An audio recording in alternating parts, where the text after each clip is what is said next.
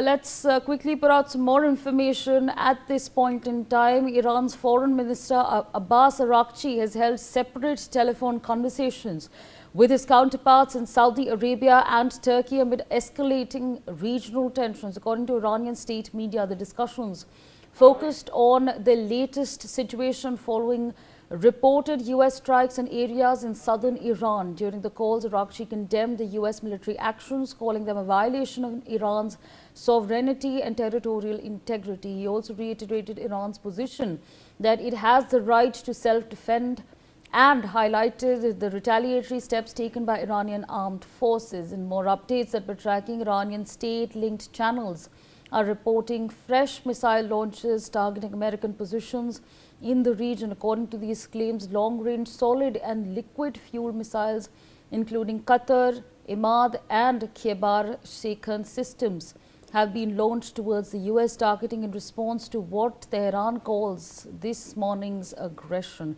Ambassador Sushil Kumar Singhal, former diplomat, is with us on the broadcast to give us his perspectives on the same. Ambassador Singhal, I'd like to understand from you. On one side, the conversation is that we need to have talks and we need to halt the kind of attacks that are taking place back and forth, the retaliation that we've seen. But on the other side, we're seeing the attacks essentially take place. So what do you see? Do you see there being some sort of a temporary ceasefire in the next coming week? Well, certainly, this is a very interesting situation. What we are at the moment in this dispute between Iran, Israel, and USA. You know, this why we are getting actually surprised, I would say, from these kind of developments is that, you know, normally we are not used to this kind of situation when the peace talks are going at the same time. Some fights, some attacks are also ongoing side by side. But I think this is the kind of, you know, standoff which is becoming a new normal in my view, be it Ukraine war, be it other wars. So we have to live with it. Unfortunately, what has happened in this case present case is that we are, the whole world is being held hostage to their dispute because of the state of Hormuz, which is blocked by USA as well as by the Iran. And that's why we're talking about, you know, the rise in the global oil prices as well as the fertilizer issue and other issues. So the thing is that the Iran as well as US both want to talk from the position of strength, so that they get better concessions when during their conversations on the terms of the agreement. But both sides are always saying that, you know, we are not going to attack again unless we are attacked. So they always leave room for or space for discussion, negotiation. They never say that we are not going to talk in future. So the desire is on both sides, be it America, for different reasons, of course. That's a separate issue. But the desire continues to be there. But only problem is that they want to do it on their own terms. And at the moment, there is a wide gulf between the expectations on the place.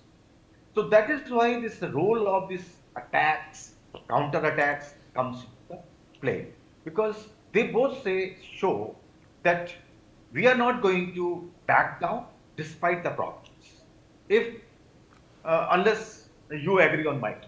So it is a sort of coercive diplomacy that I'm very fond of using the term. It's a coercive diplomacy which is being employed by the both sides, and I will say Iran is using it very, very successfully. But at the same time, what Iran is doing, like, you know, mentioned about the talk to Saudi Arabia. So it's sending messages also that we are attacked, we are retaliating, but we want peace. So the space for the diplomacy continues to be given by the both sides. So what I see that, you know, these tensions will continue, but the discussion will also continue. But at the same time, the expectation that there will be overnight agreement or understanding, that is not going to happen. Because Iranians are very astute in their diplomacy. we have seen in the negotiations earlier also, and now also.